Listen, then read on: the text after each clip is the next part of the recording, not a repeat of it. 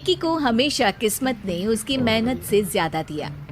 पैदा हुआ एक बड़े घर में, मुंह में चांदी की चम्मच लेकर, और शादी भी की एक उससे भी बड़े घर में, सोने की चम्मच मुंह में लेकर।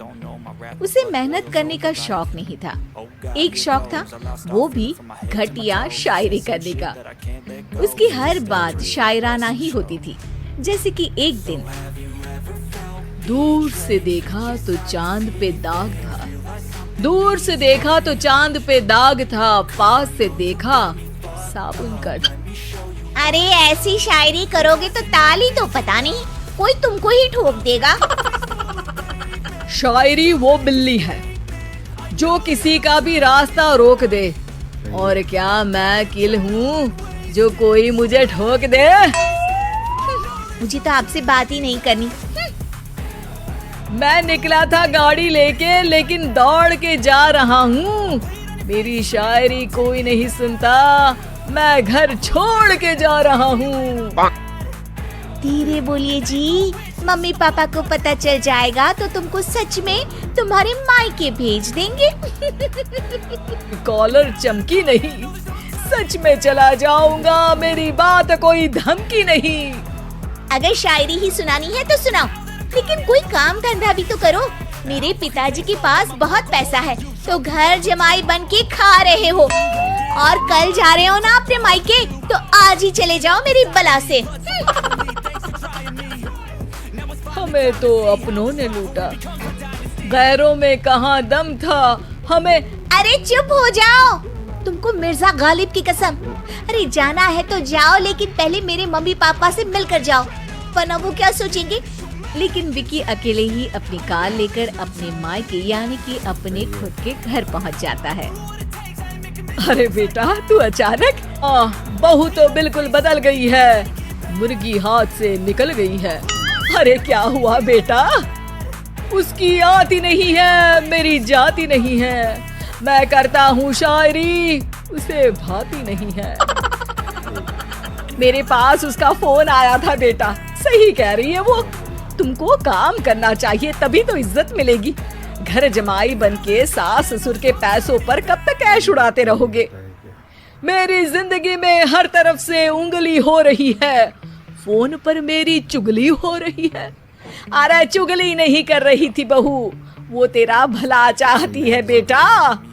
सूखे हुए कपड़े को भी गीला कह रहे हैं लोग, चुगली करने को मेरा भला कह रहे हैं लोग। ये सुन के माँ अपने हाथ से अपना सर पीट लेती है। अरे माँ, ताली की जगह माथा क्यों ठोक रही हो?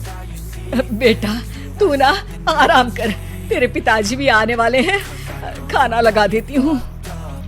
विक्की अपने घर भी दिन भर टीवी देखता है, तरह तरह का खाना खाता है, दोपहर तक सोता है, चाय पीता है, वीडियो गेम खेलता है, बस काम करने नहीं जाता।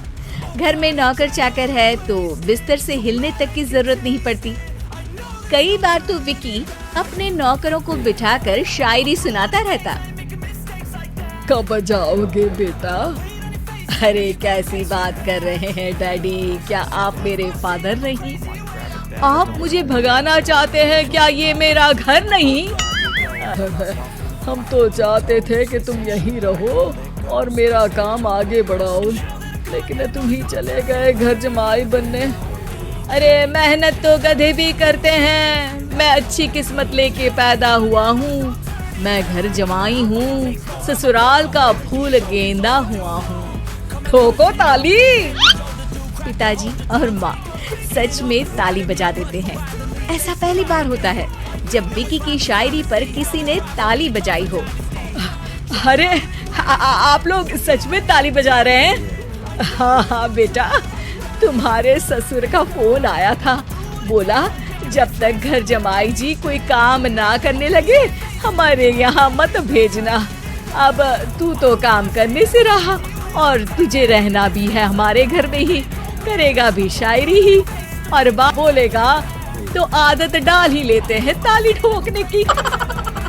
विक्की उसी वक्त खड़ा होता है और बहुत गुस्से में सीधे ससुराल के लिए निकल जाता है। फिर से आ गए? लेकिन सुमन को देखते ही विकी पिघल जाता है। सुमन, आई एम सॉरी, आज से ना मैं सिर्फ शायरी ही नहीं बल्कि काम भी करूँगा।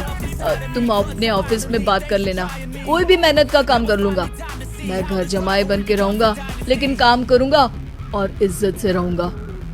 मतलब सिर्फ तुम नहीं आए हो, तुम्हारे साथ तुम्हें अकल भी आ गई है। मैं अपने कारखाने का मैनेजर बनाता हूँ तुमको, कल से मेरे साथ चलना वहाँ। थैंक यू ससुर जी। थैंक यू से काम नहीं चलेगा, नहीं पड़ेगी। जरूर। ससुर के पास पैसा होते भी मेहनत जिसको भाई है, वही सच्चा दामाद है, वही अच्छा घर जमाई है। ठोको ताली।